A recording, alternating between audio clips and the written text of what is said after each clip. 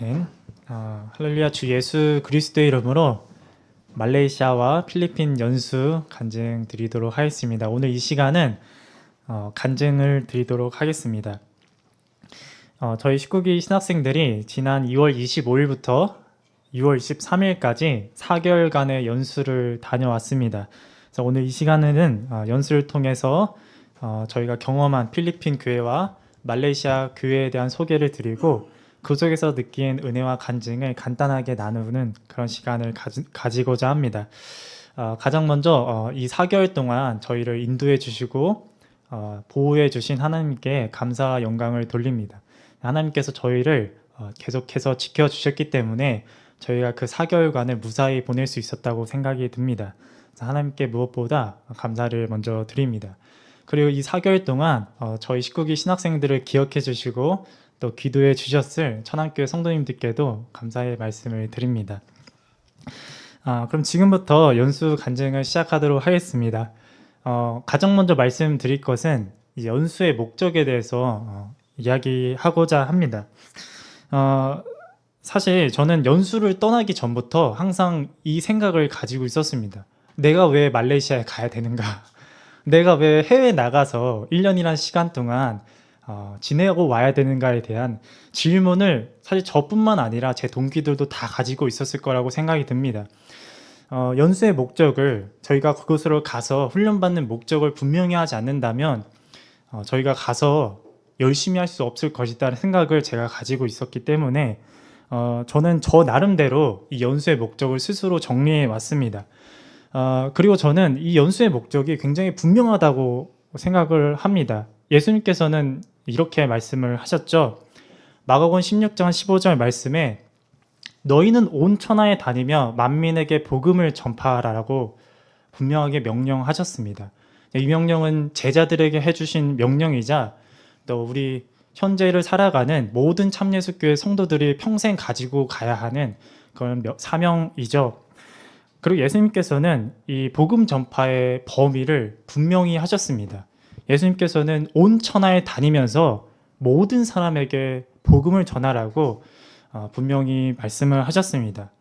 그래서 내 지역에 있는 내 교회들만이 아니라 내 나라만이 아니라 우리는 온 세계에 다니며 복음을 전파해야 합니다. 또한 내 가족, 내 동족뿐만 아니라 우린 모든 사람에게 가서 복음을 전파해야 합니다. 그것이 바로 예수님의 명령이기 때문이죠. 그런데 이렇게 온 세상에 다니며 복음을 전파하기 위해서는 중요한 요소들이 있습니다. 첫 번째가 도르고요. 두 번째가 언어입니다. 우리가 바울 사도 시대에 복음이 널리 퍼진 것을 보면은 그 당시 이 두 가지가 충족이 돼서 복음이 잘 전파되었다는 것을 볼 수가 있습니다. 당시 로마가 굉장히 발전된 도로망이 있었고 또 헬라어라는 공용어가 있었기 때문에 그 당시에 복음 전파가 널리 될 수 있었듯이 오늘날도 마찬가지입니다. 사실 오늘날에는 도로가 더욱 발전해서 사실 비행기만 타면 어디든 우리가 갈 수 있지 않습니까? 근데 여전히 언어에 대한 과제가 남아 있습니다. 우리는 모두 같은 사람이지만 서로 다른 언어를 사용하고 있죠. 그래서 그들에게 복음을 전파하기 위해서는 그들이 이해할 수 있는 언어로 저희가 복음을 전파해야 합니다. 그래서 중요한 것이 바로 언어를 배우는 것이고 이번 연수의 목적 또한 사실 이 언어를 배우는 것이 1차적인 목적이었습니다. 우리 참예수 교회에서는 사실 아직까지는 중국어의 비중이 높습니다. 중국 계열 인종이 많기 때문이지만 앞으로는 영어에 대한 비중이 높아질 것입니다. 당장은 중국 성도들이 중국어를 사용하지만 그 다음 세대들은 영어권에서 자라면서 영어를 사용하게 될 것이기 때문이죠. 그래서 우리 한국총회가 이 세계 선교에 참여하기 위해서는 이 중국어와 영어를 꼭 배울 필요가 있었습니다. 그것이 저희 19기 신학생들이 영어를 배우기 위해서 연수를 간 첫 번째 목적입니다. 그래서 영어를 사용하는 지역인 말레이시아와 필리핀에 3개월과 1개월씩 다녀왔습니다.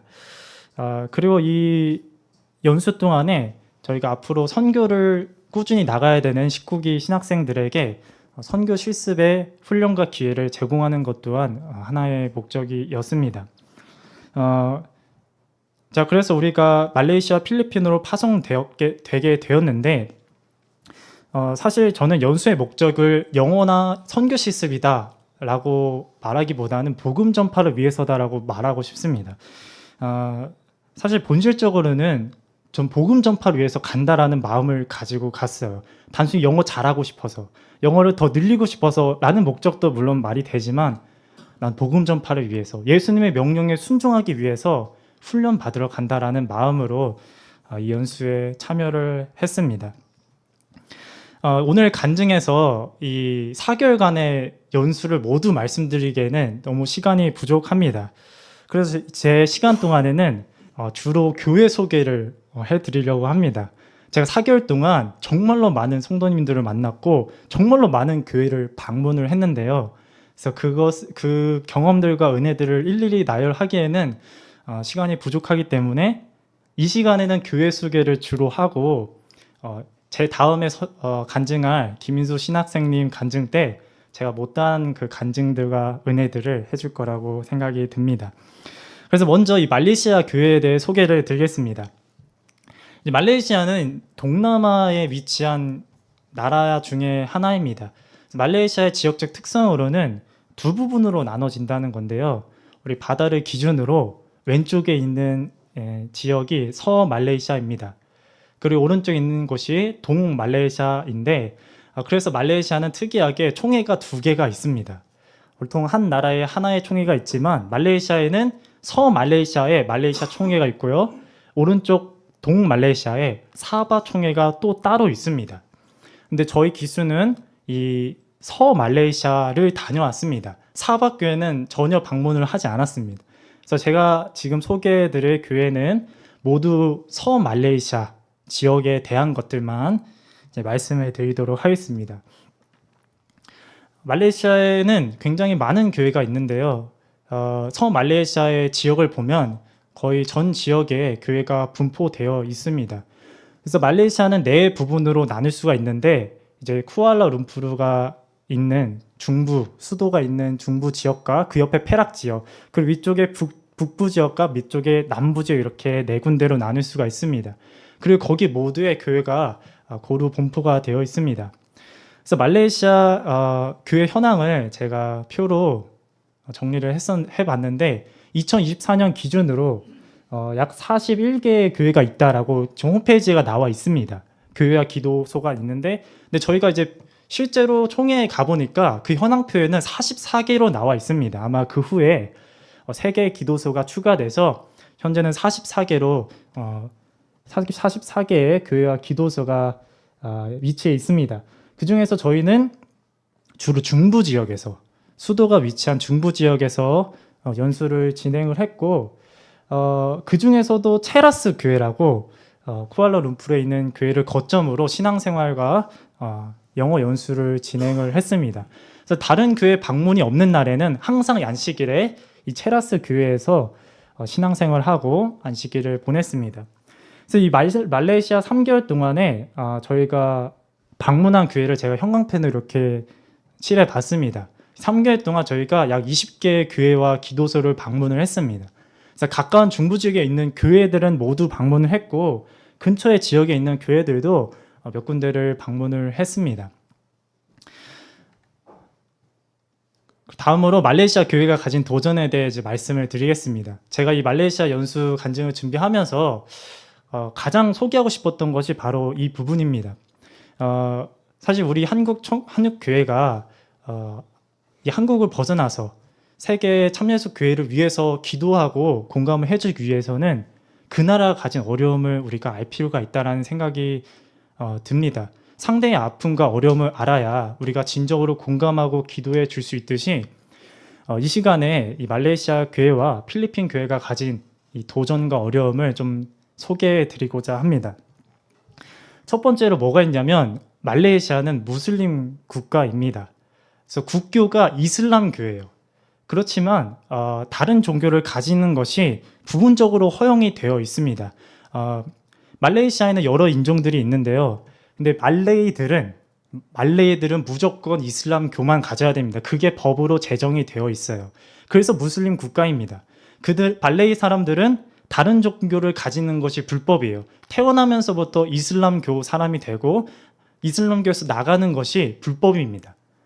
그래서 이슬람교 사람들에게, 말레이들에게 복음을 전파하는 것도 불법이고 만약 그랬다간 감옥에 가게 됩니다. 그런데도 다종교 국가예요. 왜냐하면 죄송합니다. 말레이시아에는 중국인과 인도인들과 원주민들이 있는데 그들은 다른 종교를 가지는 것이 허용이 돼요. 그래서 다종교 국가입니다. 그래서 중국인들은 이제 불교도 가지고 천주교도 가지고 인도인들은 주로 힌두교를 가지고 원주민들도 소착신앙을 가지고 그래서 무슬림 국가이지만 다종교 국가인 굉장히 특이한 나라가 이제 말레이시아인데요. 자, 그래서 발생하는 어려움들이 있습니다. 우리 참예수교회가 허용은 되지만 부분적으로 제한적인 부분이 있기 때문인데요. 그래서 제가 말레이시아 3개월 동안 생활하면서 이런 것들을 보여주는 예시들이 있었습니다. 이제 앞에 보시는 그림이 보통 말레이시아 참예수교회들은 다 이렇게 생겼습니다. 무슬림 국가이기 때문에 자체적으로 교회 건물을 갖는 것이 굉장히 어렵습니다. 왜냐하면 정부에서 허가를 안 내줘요. 무슬림 국가이기 때문에 참예수교회라는 교회 건물을 허가를 안 해줍니다. 그래서 말레이시아 교회들은 대부분이 다 이렇게 생겼어요. 말레이시아의 상점이 일렬로 연결되어 있는 건물이 굉장히 많은데 그래서 우리 교회는 그 상점 가중에서 상점 한 칸을 삽니다. 그 한 칸을 사서 리모델링을 해서 교회 건물로 활용한 게 바로 이런 모습입니다. 이게 한 칸이에요. 성도수가 많아지면 이제 다른 옆에 칸 상점을 삽니다. 그래서 벽을 허물어서 두 칸으로 만들어요. 보통 말레이시아는 이렇게 확장합니다. 그래서 아주 예전에 땅과 건물을 가지고 있는 일부 교회를 제외하고는 다 이런 건물의 형태로 가지고 있습니다. 이것이 말레이시아가 가진 어려움 중에 하나고요. 여기 다음 사진은 이게 곰박교회인데요. 저희가 이 곰박교회에서 설교 요청이 들어와서 곰박교회를 방문했을 때 처음에 교회를 못 찾았습니다. 왜냐하면 교회 건물이 교회 건물처럼 안 생겼어요. 그냥 벽돌 집처럼 생겼는데 아무리 찾아봐도 간판이 없는 거예요. 참예수 교회라고 적혀 있으면 저희가 찾았을 텐데 아무것도 안 적혀 있으니까 저희가 그 주변을 헤맸던 기억이 납니다. 근데 알고 보니까 이 입구 옆에 이렇게 참예수 교회 글자를 박아놨습니다. 간판을 달 수 없는 이유는 주변에서 신고를 한대요. 이제 무슬림 국가이다 보니까 이렇게 드러내놓고 신앙생활을 하기가 어려운 부분이 있다는 것이죠. 이것이 말레이시아가 가진 도전 중에 하나입니다. 신앙생활을 할 수 있지만 제한적인 부분이 있어서 말레이시아가 넘어야 될 장애물이 있다는 것이죠. 자, 두 번째는 뭐냐면 언어의 장벽이 있습니다. 말레이시아는 국가가 하나지만 그 안에 정말 무수한 언어들이 있습니다. 첫 번째로 말레이 언어가 있습니다. 말레이 언어는 말레이시아에서 쓰는 공용어인데 주로 이것을 의무적으로 배워서 소통을 합니다. 근데 사람들은 말레이어는 잘 안 써요. 자기 제1언어가 있기 때문에 그거를 쓰게 되는 것이죠. 그래서 중국인들은 중국어를 씁니다. 근데 아시다시피 중국어 내에서도 여러 언어가 있어요. 그래서 어떤 지방에서는 만다린 쓰고 어떤 지방에서는 이제 캔터니를 쓰죠. 그래서 중국어 내에서도 좀 여러 언어로 갈라지고 또 어떤 사람들은 영어를 쓰고 또 어떤 사람은 타밀어를 씁니다. 타밀어는 인도인들이 쓰는 언어입니다. 그래서 말레이시아 내에는 언어가 굉장히 다양한데 어떤 사람들은 중국어는 하는데 영어는 못해요. 어떤 사람들은 영어는 하는데 중국어는 못해요. 그리고 인도인들은 대부분 타밀어밖에 못합니다. 자, 그로 인해서 발생하는 교회적인 어려움이 있습니다. 언어가 다르기 때문에 하나가 되기 어렵다는 과제가 있는 것이죠. 사실 우리 같은 언어를 쓰는 이 한국 내에서도 하나가 되는 것이 어려운데 소통이 어렵다면 그것이 더 얼마나 어렵겠습니까?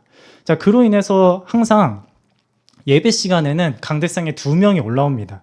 그래서 주로 설교를 할 때 중국어와 영어를 통해서 설교를 해주는데요. 설교자가 중국어를 한다. 그럼 옆에는 영어 통역가가 섭니다. 만약에 설교자가 영어로 설교를 한다. 그럼 옆에는 중국어 통역가가 섭니다. 그래서 저희가 설교할 때는 이제 영어를 하고 옆에 중국어로 통역해주는 일꾼들이 항상 옆에 있었습니다. 자, 그런데 여기서 끝이 아니라 이게 예배당의 모습입니다. 이제 PJ교회 예배당 모습을 제가 찍어왔는데 예배당 뒤편에 공간이 또 있어요. 지금 사진이 저는 잘 안 보이는데 왼쪽 오른쪽에 유리로 된 공간이 보입니다. 가까이서 이렇게 두 군데가 있는데 여기 교회는 가까이서 보면 이 유리 안에 작은 예배당 같이 되어 있죠. 이 공간은 왜 있는 걸까요? 두 개의 언어로도 부족해서 더 언어 통역이 필요한 사람들은 여기에 모여서 자기들 언어로 통역을 받습니다. 자, 그래서 말레이시아는 이런 언어의 장벽을 가지고 있어서 극복해야 하는 문제 중에 하나라는 것이죠. 사실 더 나아가서는 교회마저도 분리가 되어 있습니다. 아까 말씀드렸다시피 인도 사람들은 대부분 타밀어밖에 못합니다. 영어를 쓰기는 하지만 거의 제한적으로 잘 못하기 때문에 인도 사람들은 인도인들끼리 모여서 교회를 세웠어요. 그래서 말레이시아 내에는 이런 언어적 장벽 때문에 하나가 되기 어려운 그런 과제를 지니고 있습니다. 또 비슷한 과제 중에 하나가 이제 인종이 다양하다는 건데요. 여기 보이는 말레이들은 사실 말레이들은 이슬람교만 입교할 수 있기 때문에 참예수교 내에서는 말레이 사람들이 한 명도 없습니다. 그렇지만 말레이를 제외하고서라도 중국계 사람들과 인도계 사람들 그리고 원주민까지 굉장히 다양한 인종들이 있기 때문에 이들의 문화가 다 달라요. 그래서 이런 어려움들이 있습니다. 그래서 저희가 방문한 곳에는 원주민 교회도 있었습니다. 이 사람들은 중국계도 아니고 인도계도 아니고 원주민이에요. 말레이시아의 토착 민족들인데 이들 교회도 따로 있습니다. 또 마지막으로 이제 말레이에 대한 차별이 있습니다. 이제 말레이시아는 말레이들에게만 특별한 혜택을 주는 나라입니다. 그래서 말레이들만 국립대를 갈 수가 있어요. 말레이들만 땅을 살 때 할인을 받을 수 있고 말레이들만 집을 살 때 굉장한 혜택을 받습니다. 중국계나 인도계 사람들은 이 혜택을 못 받습니다. 그래서 청년숙계 저희 말레이시아 방문했을 때 많은 청년들이 해외에서 대학을 다닙니다. 어쩔 수가 없어서 다니는 것이죠. 왜냐하면 말레이 국립대에 들어갈 수가 없기 때문입니다. 그래서 이런 문제들을 가지고 있는 것이 지금 현재 말레이시아 교회의 환경입니다.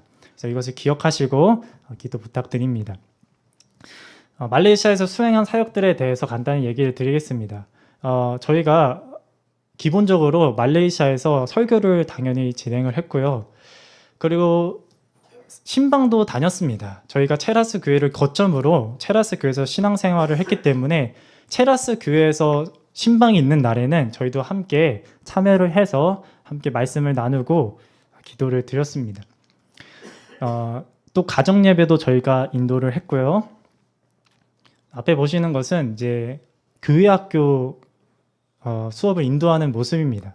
그래서 저희가 짧은 영어로 이 아이들을 가르치고 지도하느라 굉장히 애를 먹었습니다.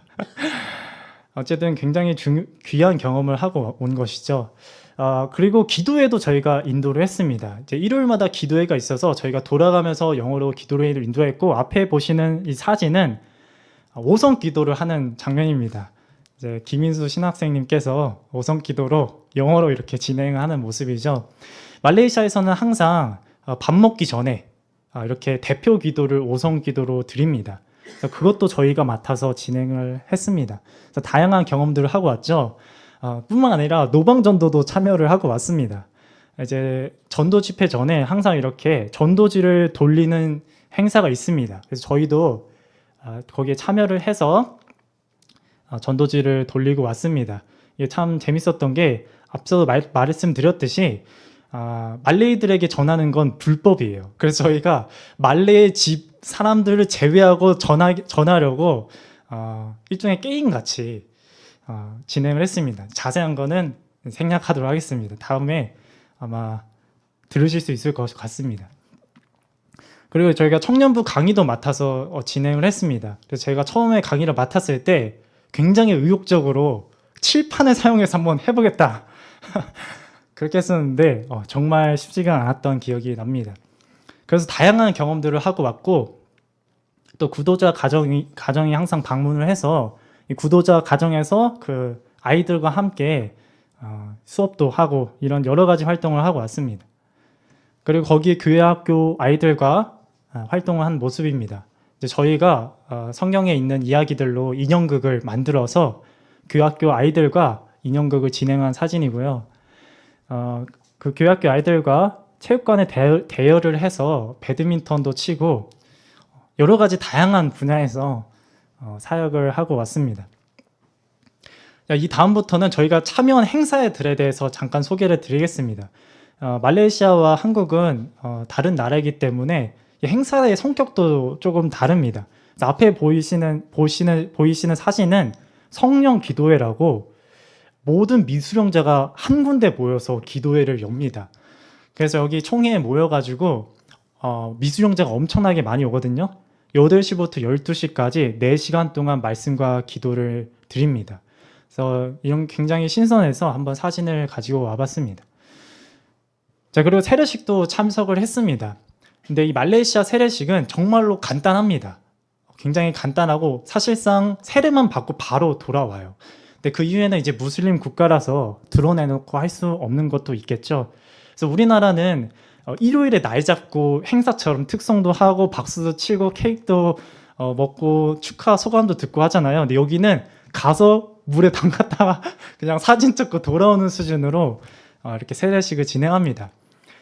그리고 다음 팀이 대기를 하고 있어요. 저희가 이 테라스 교회 지금 세례식인데 그 옆에서는 PJ 교회에서 다음 세례식을 진행하려고 기다리고 있었습니다. 그래서 이런 세례식도 한국과는 굉장히 다른 모습을 보여주고 있었습니다.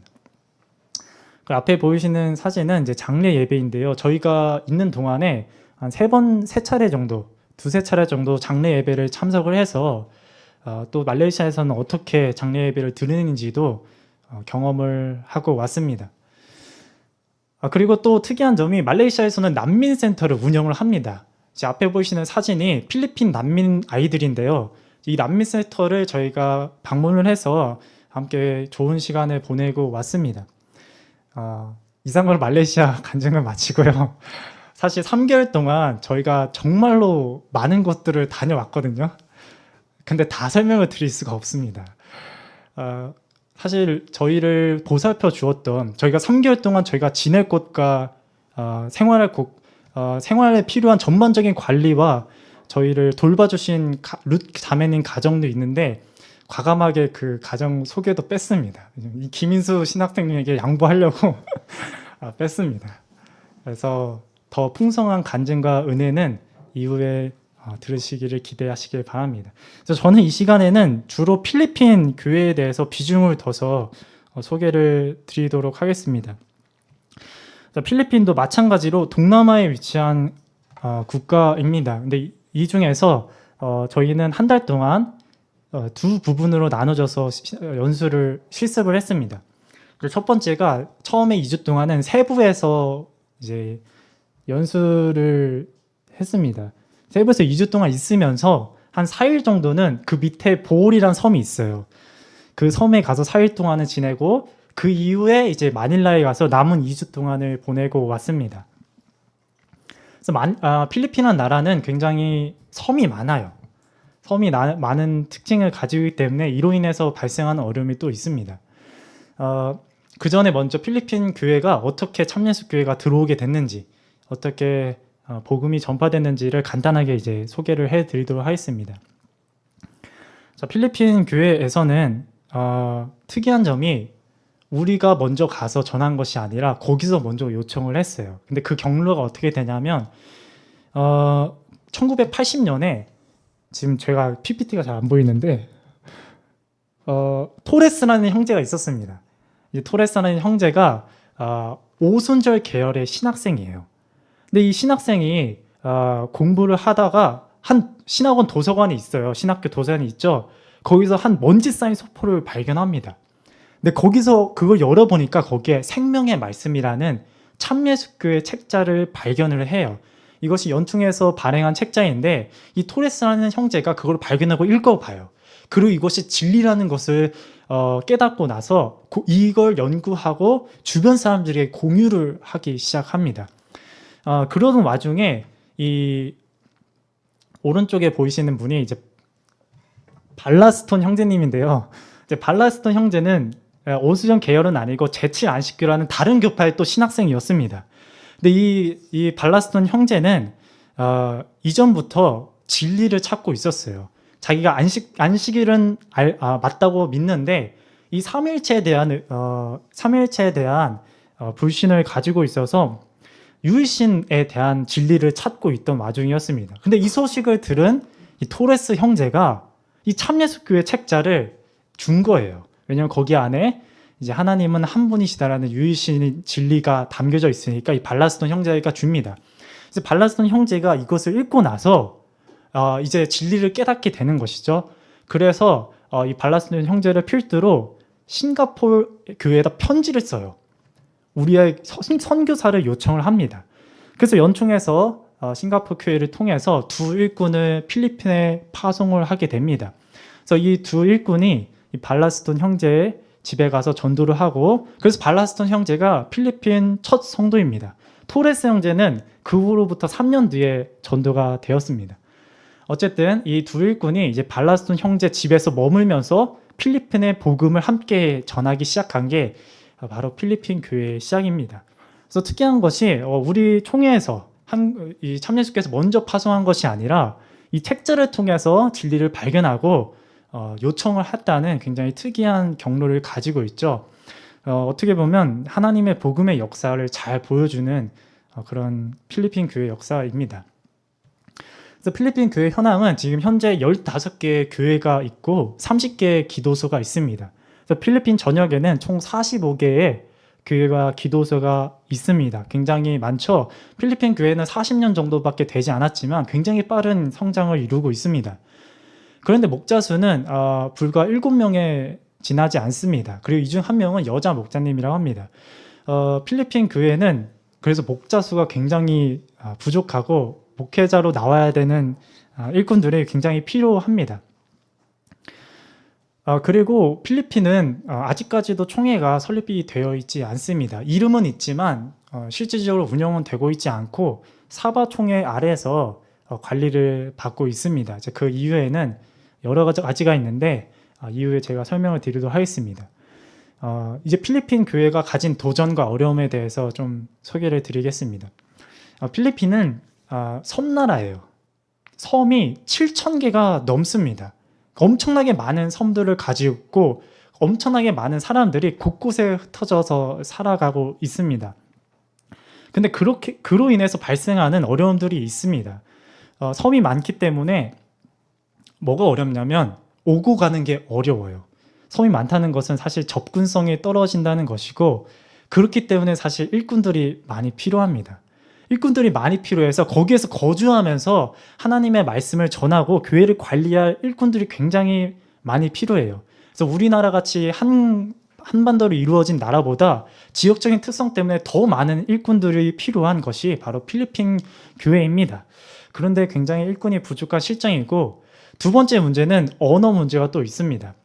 일꾼이 많다고 해결되는 것도 아닌 것이 필리핀에는 굉장히 많은 언어가 있습니다. 왜냐하면 섬나라이기 때문에 그렇기 때문이죠. 떨어져 살기 때문에 그들에게서 발달된 언어들이 제각각 다릅니다. 그래서 영어를 공용어로 이렇게 취급하긴 하지만 대부분은 영어 안 쓰고 다 필리핀어 씁니다. 저희도 갔을 때 영어 쓰는 사람은 한 사람도 없었고 저희 때문에 영어를 써줬어요. 그래서 저희처럼 한 사람만 나와서 필리핀어로 설교합니다. 그렇지만 영어도 공용어로 쓰고 있고 주로 필리핀어로 쓰는데 필리핀어가 엄청나게 많아요. 공용어는 다갈로라는 언어인데 저희가 마닐라 있는 동안에는 이 다갈로로 썼습니다. 근데 세부에서는 세부어를 썼어요. 그러니까 같은 필리핀어지만 서로 통하지 않는 다른 방언을 가지고 있습니다. 근데 이 두 가지가 끝이 아니라 정말로 많은 지역의 다른 언어를 가지고 있기 때문에 일꾼만 많다고 해결되는 게 아닙니다. 그 언어를 사용할 수 있는 다양한 일꾼들이 필요하다는 것이 사실 필리핀 교회가 가진 어려움입니다. 그런데도 지금 현재 일꾼은 굉장히 부족한 상황인 것이죠. 그리고 가장 큰 어려움이 바로 이 재정적인 어려움입니다. 사실 필리핀은 좀 가난한 나라이죠. 성도님들의 모습을 보면 정말 어떻게 이런 데서 살 수가 있는가 할 정도로 열악한 곳에서 사는 사람들이 많습니다. 근데 교회도 그래서 재정적인 어려움을 많이 겪고 있어요. 필리핀 교회가 독립하지 못하고 총회를 세우지 못하는 이유 중 하나도 사실 사박교회의 재정 지원이 필요하기 때문입니다. 이 재정적인 어려움이 너무나 심해서 사실 일꾼들이 나서지 못하고 있는 것이 필리핀 교회의 현황입니다. 그래서 저희가 이제 실습을 하면서 목자님이 계속 안타깝게 생각했던 것이 바로 이 부분입니다. 사실 그 필리핀 교회에서 목자가 되면 필리핀 사람들이 받는 월급의 7분의 1 정도로 줄어듭니다. 8분의 1, 7분의 1 정도로 생활비가 줄어듭니다. 안 그래도 살기가 힘든데 그렇게 절반도 못 미치는 평균 월급으로 내려가니까 아무도 지원을 안 하려고 합니다. 그래서 목자님이 권면을 해도 거기에 찍혀있는 생활비 액수를 보면 다 거절을 한대요. 근데 이것을 탓할 수도 없는 것이 그만큼 필리핀은 어려운 상황에 있습니다. 그래서 우리 천안교회 성도님들도 필리핀 교회에서 이런 어려움을 극복하고 그래도 하나님만을 바라보면서 앞으로 예수님 앞으로 나올 수 있는 일꾼들이 많아질 수 있도록 기도 부탁드립니다. 그리고 저희가 필리핀 교회에서 수행한 사역들을 이제 간단히 소개를 드리겠습니다. 저희가 세부에 도착했을 때 목자님께서 다음 날에 그날 밤에 이 파일 하나를 보내주셨습니다. 저희가 매일매일 하나님의 사역을 할 수 있도록 시간표를 짜주셨는데 정말로 빡빡한 일정들을 짜주셨습니다. 그래서 매 설교와 모든 강의들을 이제 저희가 이제 인도를 했고 성도 신방을 너무 많이 잡아주셨어요. 감사하게도. 그래서 다음 날 보시면 필리핀의 밤에 왔거든요. 다음 날 아침부터 저녁까지 5군데를 다녀왔습니다. 오전에 2군데 가고 오후에 3군데 가고 많으면 5군데 가고 적으면 3군데 가고 그렇게 정말로 많은 성도들을 만나고 그들의 삶을 봤습니다. 근데 이것이 정말로 귀한 경험인 게 이제 그들을 만나면서 저희가 선교에 대한 감사함이 저는 생겨났습니다. 그들의 삶과 이제 신앙생활하는 모습을 보면서 복음이 필요한 사람들이다라는 것을 절실히 느껴서 저에게 굉장히 중요하고 귀한 경험이었습니다. 그 사역들을 소개해드리면 저희가 이제 말씀을 인도를 했고요. 매 예배 인도를 했고 또 신방을 이렇게 예배를 드렸습니다. 신방을 갈 때마다 예배를 드렸습니다. 이것이 앞에 보인 사진이 이제 첫 신방 드렸던 사진인데요. 저는 조금 충격적이었던 게 저는 신방이라고 해서 집에 들어가서 신방을 할 줄 알았어요. 근데 처음에 가니까 엄청 골목진대로 들어가더니 정말로 열악한 촌락으로 들어가더라고요. 그래서 집으로 들어간 게 아니라 의자를 가져와서 야외에서 신방 예배를 드렸습니다. 그래서 이 필리핀에서 드렸던 예배 중에 신방 예배 중에 한 3분의 1 정도는 이렇게 드렸어요. 왜냐하면 저희들을 드릴 수만 있는 환경이 안 돼요. 저희 한국에서는 모두 다 집이 잘 갖춰져 있잖아요. 그래서 좀 힘든 사람들도 이 목자들을 데려와서 자기 집에 대접을 할 수 있는데 필리핀은 그런 환경이 잘 안 되는 성도님들이 많습니다. 그래서 저희가 종종 이렇게 야외에서 의자를 갖다 놓고 예배를 드렸습니다. 필리핀은 정말 덥거든요. 그래서 예배를 드리면서 굉장히 땀을 많이 흘렸던 기억이 있습니다. 그리고 이제 이 앞에 보시는 것은 청년 세미나 강의를 하는 제 모습인데요. 이제 이런 강의 행사들도 저희가 이제 인도를 했습니다. 저희가 신방 예배를 어떻게 드렸는지 제가 간단한 영상을 첨부했습니다. 그래서 이 영상을 혹시 틀어주시면 감사하겠습니다. 대부분 이런 형식으로 드렸습니다. 소리가 혹시 나나요?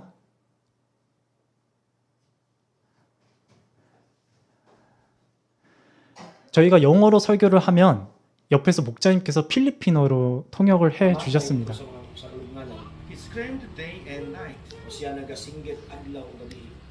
He also hurt himself Kung siya nga yang kagalingon lisod kay makahimtang. by cutting his 자, 이런 식으로 저희가 영어와 필리핀어로 신방 예배를 드렸습니다. 제가 정원 신학생님께 허락을 받지 않고 무단으로 가져왔습니다. 자, 어쨌든 이렇게 많은 가정을 다니면서 신방을 드렸습니다. 이제 좀 더 자세하게 들어가서 이제 세북교회에 대해서 좀 소개를 드리겠습니다. 세북교회 외관을 먼저 보여드리면 이게 세북교회 입구입니다. 세북교회는 불과 10년밖에 안 된 교회입니다. 그런데도 굉장히 빠른 속도로 성장을 해서 지금 최근에 교회 부지를 사서 이렇게 건물을 지어놨습니다. 10년 안에 굉장한 성장을 이룬 것이죠. 그 안에 내부는 이렇게 생겼습니다. 딱 예배당만 있어요. 세북교회 건물은. 그래서 의자를 놓고 예배를 여기서 드립니다. 그리고 세북교회 이 예배당 옆에 간이 건물을 지어놨는데 거기가 식당이에요. 그래서 식당에서 점심과 오후 예배 후에 먹을 간식들을 준비해 주십니다. 그래서 여기 식당에서 요리를 하면 성도님들 여기서 배식을 받고 예배당과 야외에서 식사를 하십니다. 그래서 세북교회 이제 간단한 역사를 얘기를 드리면 세북교회는 처음에 건물이 없어서 대나무 밑에서 예배를 드렸습니다. 이 사진을 교회에다 붙여놨어요.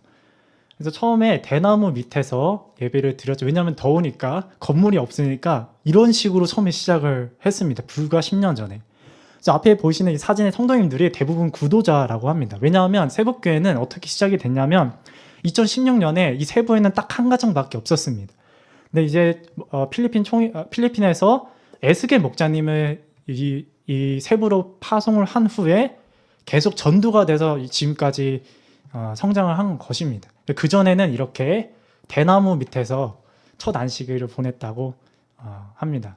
그래서 지금은 제적이 118명이에요. 10년 만에 한 가정에서 118명이 됐고 안식일에는 평균적으로 80명에서 90명 정도가 출석을 하십니다. 세북교회 안식일 오후에 이 의자가 가득 차요. 참 감사하죠. 사실 예배를 드리면 좀 지치거든요. 왜냐하면 이 에어컨도 없고 선풍기도 시원찮아가지고 너무 더워요. 문을 다 열어놓거든요.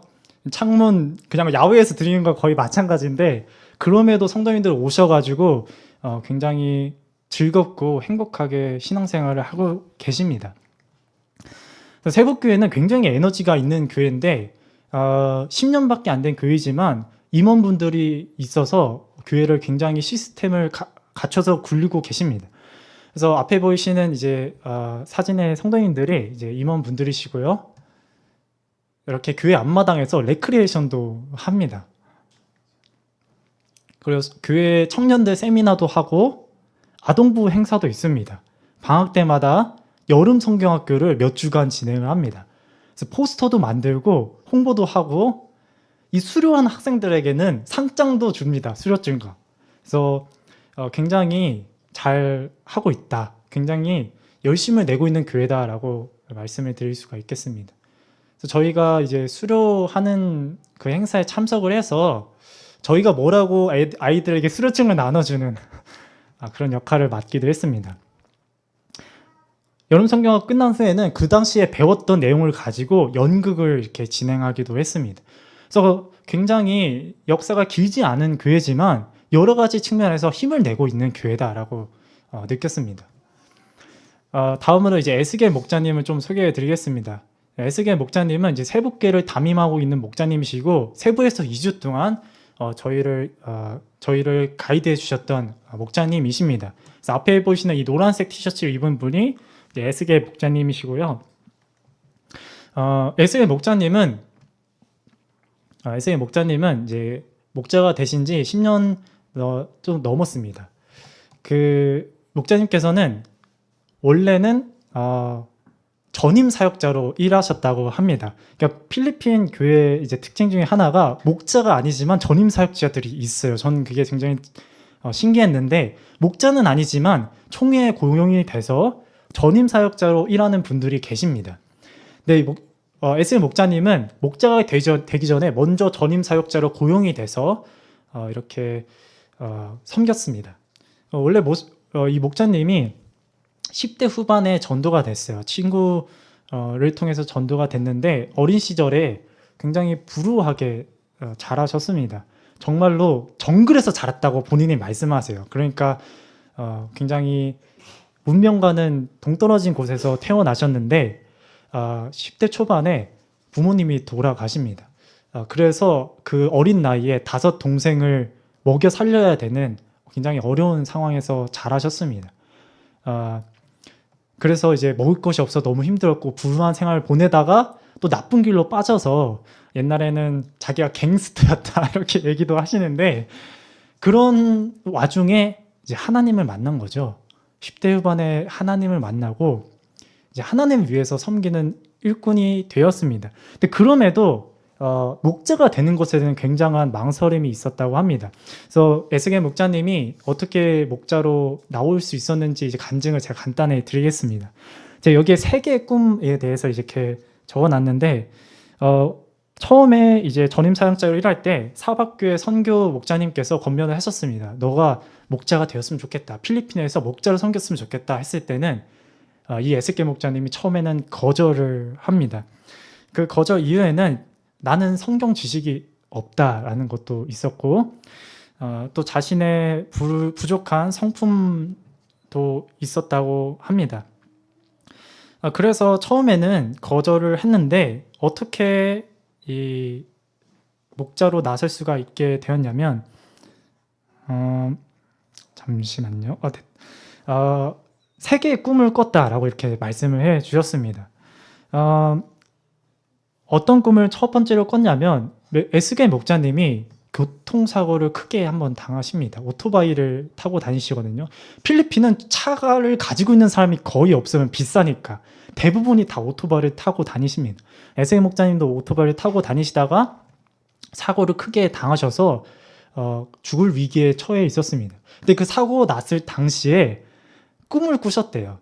꿈은 어떤 꿈을 꾸셨냐면 성경이 나오는 꿈을 꾸셨다고 합니다. 그 성경책을 펴져 있었는데 그 성경책을 보니까 어떤 말씀이 적혀져 있었냐면 이 잠언 11장 19절 20절 말씀이 있었다고 합니다. 이것을 또렷이 기억을 하시더라고요. 어떤 내용이냐면 의를 굳게 지키는 자는 생명에 이르고 악을 따르는 자에게는 자는 사망에 이르느니라. 이 말씀을 엑셀 목자님이 분명히 보고 생각하기를 내가 악을 따르게 된다면 하나님을 따르지 않기로 선택한다면 난 여기서 죽겠구나 이렇게 생각을 했다고 합니다. 그래서 이 꿈을 계기로 이 목회자가 되는 것에 대해서 굉장히 깊게 고민을 하기 시작하셨습니다. 그러다가 두 번째 꿈을 꾸는데 이번에는 자기가 강대상에 올라가서 설교를 하는 꿈을 꾸셨다고 합니다. 그 설교 내용도 분명하게 기억을 하고 계시더라고요. 안식일에 대해서 자기가 담대하게 전하는 꿈을 꾸셨다고 합니다. 그래서 에스겔 목자님이 목자로 나서지 못했던 이유 중에 하나가 나는 성경 말씀을 모른다 였는데 그것을 하나님께서 할 수 있다라고 보여주신 것 같다라고 말씀을 해주셨습니다. 그래서 마지막 꿈은 무슨 꿈을 꾸냐면 이제 물고기 꿈을 꾸십니다. 이제 에스겔 목자님이 강가에 가서 물고기를 잡는 낚시를 하는 꿈을 꾸셨는데요. 거기서 3마리의 물고기를 잡습니다. 첫 번째 물고기는 싱싱하지 않은 굉장히 상한 것 같은 물고기를 잡습니다. 두 번째로 물고기를 잡았을 때는 아주 작은 물고기를 잡았습니다. 세 번째로 건져 올렸을 때는 굉장히 크고 싱싱한 물고기를 잡았습니다. 에스겔 목자님이 너무 기쁘셔서 앞에 있던 2 물고기는 버리고 이 큰 물고기만 가지고 집으로 가셨다고 합니다. 돌아가는 와중에 큰 뱀이 나타나서 자기를 가로막았는데 그것이 본능적으로 사단이라는 것을 깨달았다고 합니다. 그래서 꿈속에서 예수님의 이름으로 이 사단을 물리치시고 집으로 돌아가는 그런 꿈을 꾸셨다고 합니다. 근데 목자님이 이것이 너무 생생하고 기억에 남아서 사박교회 목자님이 오셨을 때 이 꿈을 말씀을 하셨다고 합니다. 그러니까 이 사박교회 목자님이 해석을 해 주셨는데 이 물고기는 사람이다 라고 말씀을 해 주셨다고 합니다. 그래서 너는 지금 사람을 낚는 업으로 하나님께서 택하셨다 이렇게 얘기를 해 주셨다고 합니다. 근데 물고기는 사람인데 앞에 있는 2 물고기도 다 같은 우리가 건져야 되는 사람이다. 그러니 싱싱하지 않은 물고기도 작은 물고기도 차별하지 않고 모두 잡는 그런 목자가 되라 라고 권면을 해 주셨다고 합니다.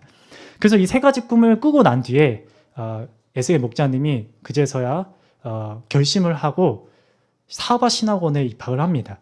원래 마닐라에 신학원이 있지만 에스겔 목자님은 성경 지식을 더 쌓기 위해서 사바로 가서 공부를 하고 오셨습니다. 그래서 SK 목자님은 굉장히 열정이 있으신 목자입니다. 전도에 너무나도 열심이고 그래서 저희가 함께 2주간 생활하면서 많은 것들을 배울 수가 있었습니다. 다음으로 세북교회 성도 신방을 굉장히 많이 다녔는데 그중에 몇 가정들만 소개를 좀 드리도록 하겠습니다. 저희가 첫 번째로 갔던 성도 신방인데요. 사실 굉장히 열악한 곳이었습니다. 저는 처음에 이곳으로 가서 좀 충격이었어요. 여기서 사람들이 산다라는 것이 굉장히 저로서는 상상하기 어려운 것이었는데 이런 곳에서도 이제 복음이 전파가 되고 있다는 것이 또 하나님의 놀라운 역사라고 생각이 들었습니다. 그래서 저희가 여기에서 의자를 끌어다가 예배를 드렸고요. 여기 보이시는 분들이 이제 다 성도들은 아니고 몇몇 분들은 구도자입니다. 저희가 성도 신방을 갈 때마다 항상 구도자가 있었어요. 그러니까 저희는 성도 신방 가면 그 성도 신방을 주로 하는데 여기는 목자님 오신다고 하면 이웃들을 다 초대해요.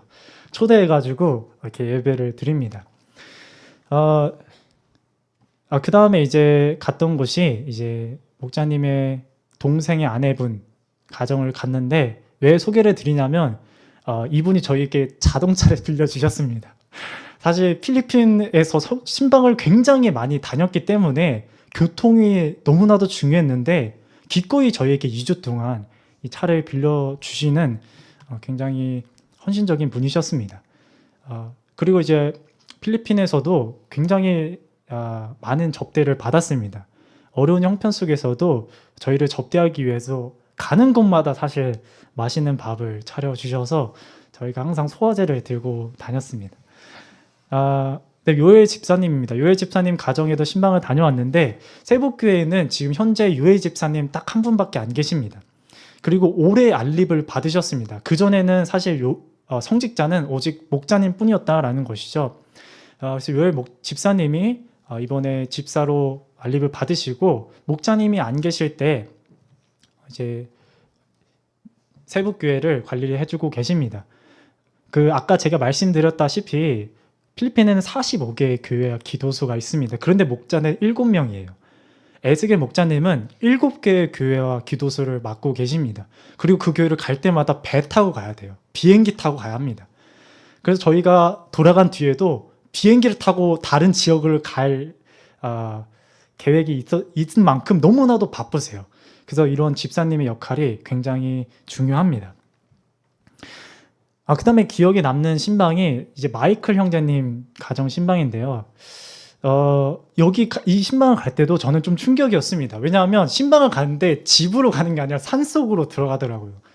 이게 신방 가는 길인데 이 산속에다가 집을 짓고 사세요. 이 집이 마이클 형제님이 직접 지으신 집입니다.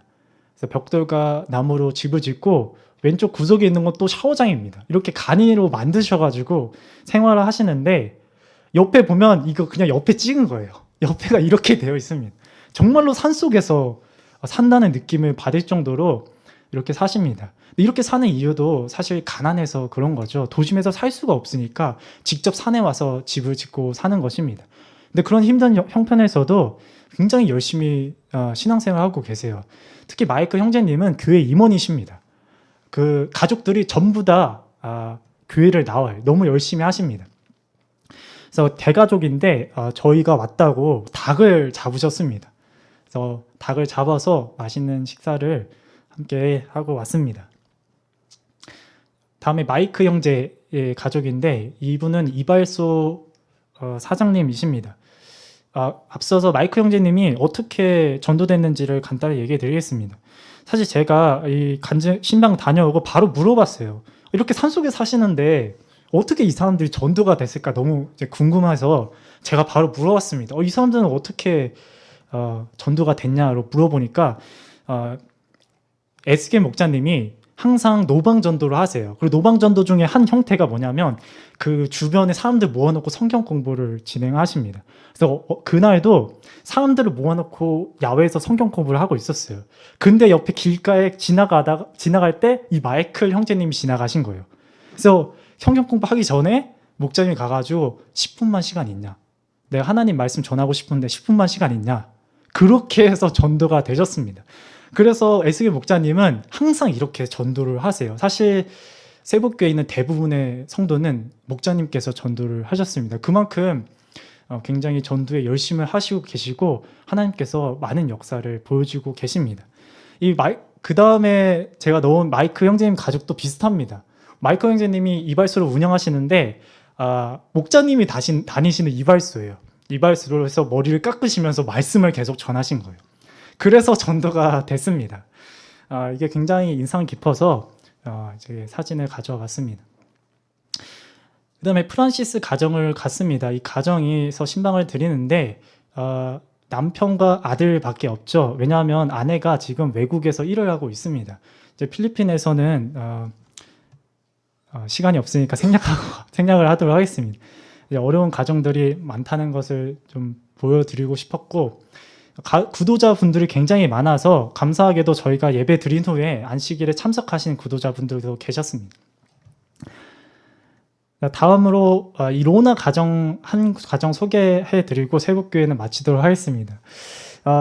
저희가 이렇게 성도 신방을 갔을 때 목자님께서 굉장히 긴장을 했었다라고 신방을 갔다 오고 나서 얘기를 해주시더라고요. 왜냐하면 이 로나 자매님이 이 흰색 옷을 입으신 분이 로나 자매님인데 남편이 지금 안 보이지 않습니까? 남편이 지금 방에 들어가 있어요. 남편이 참예수 교회를 너무 싫어해서 굉장히 이 가족을 핍박을 하고 있습니다. 그래서 교회 가는 것이 들키면 아내를 때린대요. 교회 가는 것이 들키면 아이들에게 음식을 안 준대요. 그래서 학교 갈 때도 돈도 안 준대요. 그만큼 교회 가는 걸 싫어하고 또 어떻게 으름장을 놨냐면 우리 집에 와서 우리 집 찾아오면 죽여버리겠다고 이렇게 얘기를 해놨대요. 그래서 목자님이 이 집을 신방을 할 때 자기가 너무 긴장하고 경계 상태에 있었다라고 얘기를 해주시더라고요. 그래서 실제로 표정도 보니까 지금 보니까 굉장히 긴장을 하신 게 보이는 것 같습니다. 혹시라도 이 남편이 갑자기 이성을 잃어서 방에서 칼을 들고 나올까봐 계속 경계를 하고 있었다라고 이렇게 얘기를 해주셨습니다. 근데 에스겔 목자님께 정말 배울 점이 뭐냐면 이날 특별히 저희가 오성 기도를 드렸어요. 항상 성령으로 기도를 했거든요. 근데 이날에 갑자기 목자님이 오성 기도를 드리겠다라고 말씀하셨습니다. 근데 왜 그랬냐면 오성 기도를 이렇게 함으로써 안에 있는 남편이 그 기도를 듣게 하기 위해서 이날은 특별히 오성 기도를 드렸습니다. 그래서 자기가 기도를 드리면서 이 남편을 축복하고 이 남편을 보호해달라는 기도를 드렸다고 합니다. 그래서 이 남편이 안에서 그 기도를 듣고 있었을 것이다라고 믿고 계시더라고요. 그래서 물고기 꿈처럼 어떤 사람도 포기하지 않고 계속해서 전도하려는 모습을 보고 굉장히 많은 것을 느낄 수가 있었습니다.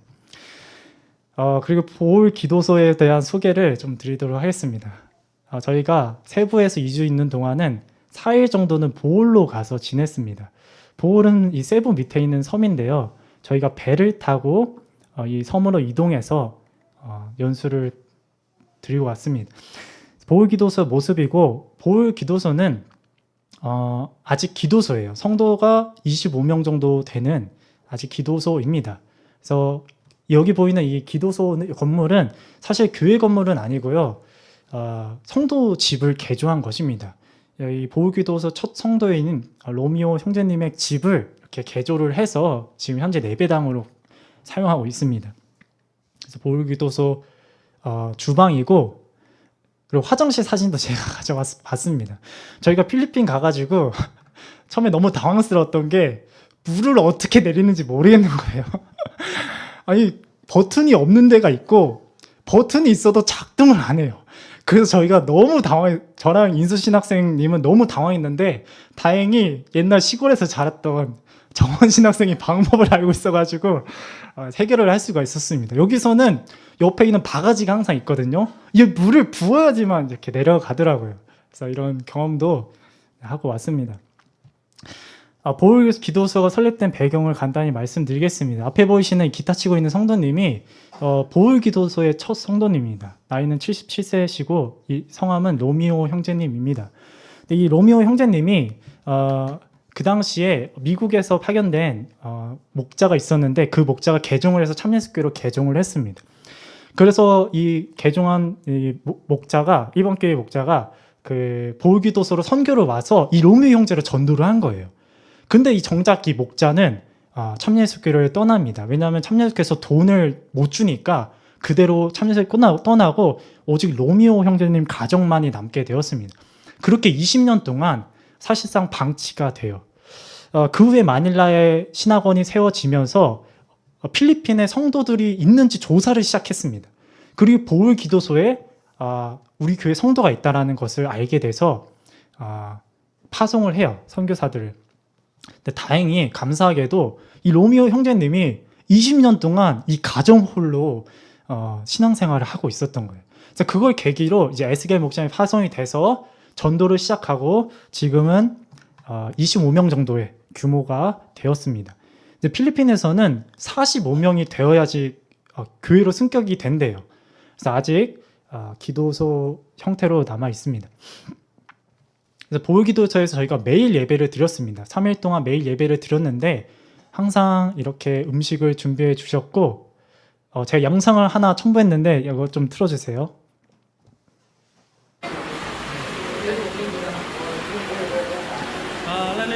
이 보울기도소에 예배를 드리러 오는 성도님들 모습입니다.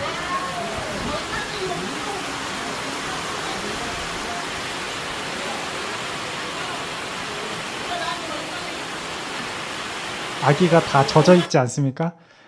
필리핀은 정말로 날씨가 저주받아 있어요. 그만큼 비 올 때는 엄청나게 와요. 그런데 그래서 저희가 이날 저희가 생각하기로 성도님들 오늘은 예배드리러 오기 힘들겠다라고 저희끼리 얘기를 했어요. 왜냐하면 이 성도님들은 차를 가지고 있는 게 아니잖아요. 우산 쓰고 와야 되는데 이렇게 억세게 비가 오는데 교회 와서 예배를 드릴 수 있을까 했는데 성도님들이 다 우산을 쓰고 교회를 오시는 모습을 보고 보울기도소에 이제 하나님의 말씀을 얼마나 귀하게 여기는지를 저희가 생각을 해볼 수 있었습니다. 그 다음 영상인데 5초만 보고 넘어가도록 하겠습니다.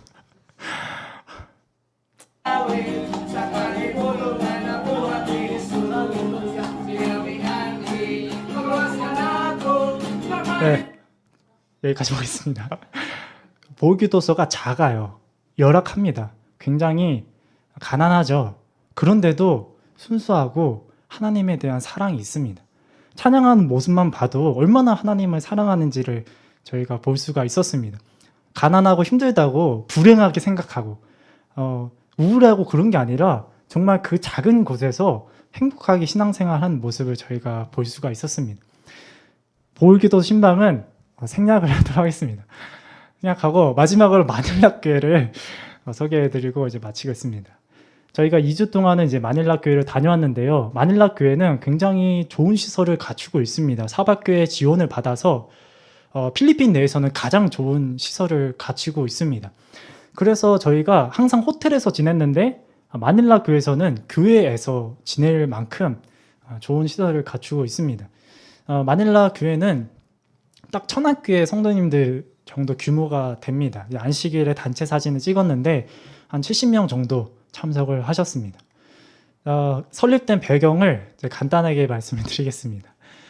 마닐라 교회는 어떻게 설립이 됐냐면 오순절 개통의 교회에서 한 5가정이 새로운 교회를 개척하려고 계획 중에 있었습니다. 근데 이 5가정이 먼저 진리를 세우려고 안식일에 대한 논쟁을 시작을 했어요. 안식일 지키는 것이 옳은지 아닌지. 그 진리를 세우기 위해서 금식 기도를 하고 있던 중이었습니다. 근데 그 와중에 참예수교 선교사를 만난 거예요. 그리고 복음을 받아들이고 그 5가정이 새로운 교회를 세운 게 아니라 참예수교회를 세우게 되었습니다. 그리고 그 가정 중에 하나가 지금 저희 맨 오른쪽에 있는 안나 집사입니다. 체크무늬 옷을 입고 계시는 모친인데 그 중에 한 분이십니다.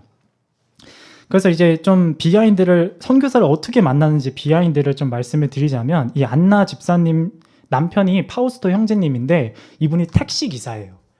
그래서 필리핀에서 그 총회 연총에서 필리핀에 이제 선교를 보냈을 때 이 일꾼들이 호텔까지 가야 되잖아요, 공항에서.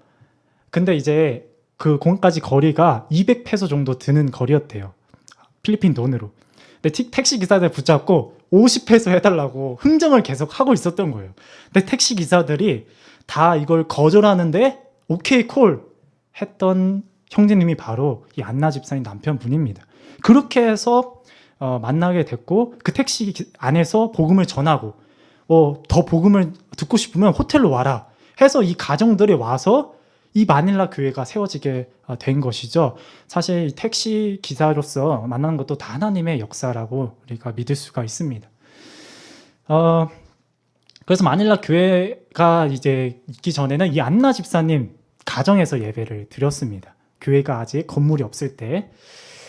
자, 이제 베드로 목자님을 좀 소개를 해드리겠습니다. 이제 마닐라 교회는 베드로 목자님이 담임하고 계십니다. 왼쪽에 있는 남성분이 목자님이시고 옆에가 이제 그 네 분이십니다. 그래서 베드로 목자님의 간증을 좀 말씀을 드리면 원래는 천주교 신자였어요. 근데 천주교 신자였는데 천주교에서 신앙생활 할 때부터 이 천주교의 교리가 잘못되었다는 것을 알고 있었다고 합니다. 그래서 진리를 찾던 도중에 참예수교회를 알게 됐대요. 그래서 이 참예수교회를 찾아가 보려고 계속 시도를 하십니다. 근데 그 당시에는 막 지금처럼 지도가 잘 있고 핸드폰이 잘 되고 그런 게 아니잖아요. 그래서 이 참예수교회를 찾아가는 것을 매번 실패를 하세요. 그래서 7번이나 시도를 하셨대요. 그래서 7번째에 내가 이번에도 참예수교회를 못 찾으면 난 포기하겠다라고 생각을 하셨다고 합니다. 그렇게 참예수교회 찾으려고 집리라는 그 이동수단을 타고 가다가 앞좌석에 있는 사람한테 물어봤대요. 혹시 참예수교회 아냐고. 근데 그분이 참예수교회 성도였던 거예요. 그래서 그 성도에게서 참예수교회의 위치와 규모를 들었습니다. 근데 참예수교회가 그 당시만 하더라도 교회가 너무 작고 성도 수가 없던 굉장히 인간적으로 볼품없는 교회였습니다. 근데 그럼에도 이 베드로 목자님이 참예수교회를 다니겠다고 결심했대요. 왜냐하면 자기에게 이 참예수교회를 소개해준 이 집리 앞에 타고 있던 그 성도가 자기에게 너무 친절하게 대해줘서, 그래서 비록 집에서는 멀고 굉장히 규모가 작지만 이 교회를 다녀야겠다라고 결심을 했다고 합니다. 그래서 우리가 전도를 할 때도 우리의 착한 마음씨와 태도도 굉장히 중요한 역할을 한다라고 우리가 생각을 해볼 수가 있겠죠. 그렇게 91년도에 이 베드로 목자님이 전도가 됩니다. 90년도 말에 마닐라 교회가 세워졌는데 1년 만에 이제 전도가 되신 것이죠. 그리고 96년에 그 전임 사역자로 나섭니다. 아까 말씀드렸다시피 목자는 아니지만 전임 사역자로 이렇게 나서셨습니다. 그리고 2009년에 목자가 되셔서 1세대 목자님이에요. 1세대 목자가 되셔서 이렇게 교회를 위해서 헌신하셨습니다. 나이가 현재 62세인데 필리핀은 60세가 정년이라 사실 2년 전에 퇴임을 하셨어야 했습니다. 네, 사박교회 요청으로 지금 계속해서 연임을 하고 계신 상황입니다. 자, 앞에 보이시는 게 피터 목자님, 베드로 목자님 사택이에요. 저는 사실 이게 좀 충격적이었거든요. 필리핀 교회는 목자님들에게 사택을 제공할 수 있는 형편이 안 됩니다. 그렇다고 본인 소유의 건물을 가질 수 있는 형편도 안 되죠. 그래서 이렇게 교회 구석에다가 간이 건물을 지내고 여기서 내 가족이 지내고 있습니다. 굉장히 전 보고 여러 가지 느꼈어요. 왜냐하면 이 베드로 목자님이 사실 굉장히 조용하고 차분하시거든요. 말도 없고. 그런데도 이 사명감이 있으시구나 느낀 게 전도에 대해 열심이고 자기 아들 이름을 야이로라고 지으셨어요.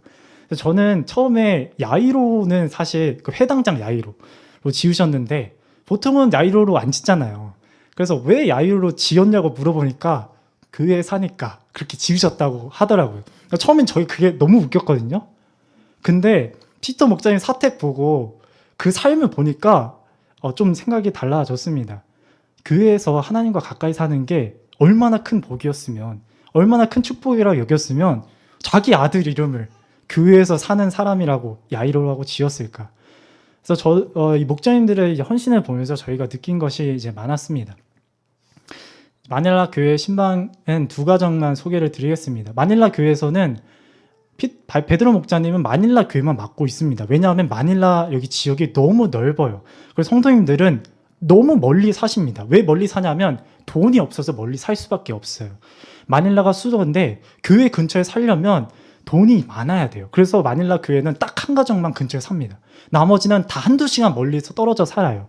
근데 그 중에서도 저희가 가장 먼 곳에 갔던 그 신방에 대해서 소개를 드리겠습니다.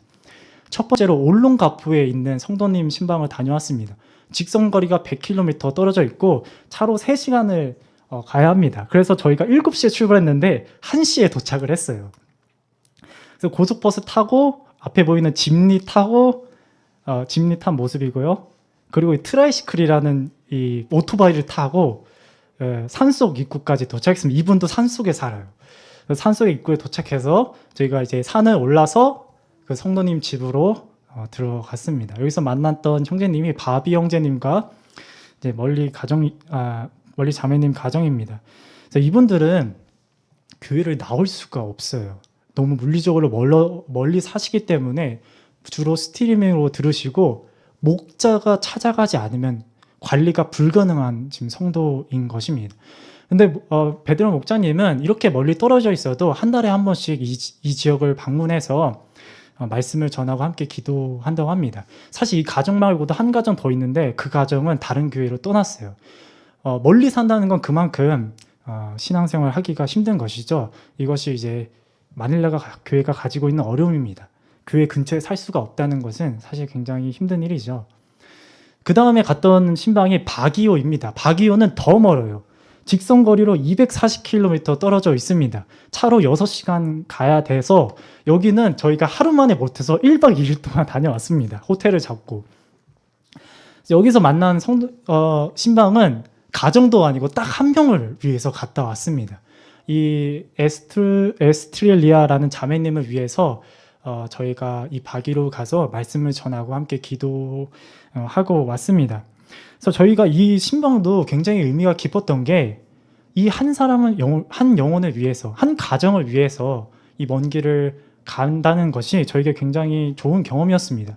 그만큼 영혼을 소중히 여기지 않는다면 소홀해질 수밖에 없는 가정을 베드로 목자님은 그래도 열심을 다해서 나이가 있으시지만 한 달에 한 번씩 꾸준히 가고 계셨습니다. 그리고 이 남는 버스 탈 동안 남는 시간에는 전도를 하세요. 노방 전도를 합니다. 저희 계획이 없었다가 갑자기 노방 전도를 하게 되었습니다. 이 베드로 목자님은 항상 작은 가방에 전도지를 많이 가지고 다니십니다. 그래서 이렇게 노방 전도를 저희가 함께 참여하고 거기서 만난 한 남성분을 만나서 이 참예수교회 소개도 하고 노방 전도에 참여를 하고 왔습니다. 이것으로 이제 필리핀까지 마치고 간단하게 제 소감을 말씀드리도록 하겠습니다. 사실 이 4개월 동안 연수를 제가 줄이려고 해봤는데도 실패했습니다. 그렇지만 전하고 싶었던 제 마음이라고 이해해 주시기 바랍니다.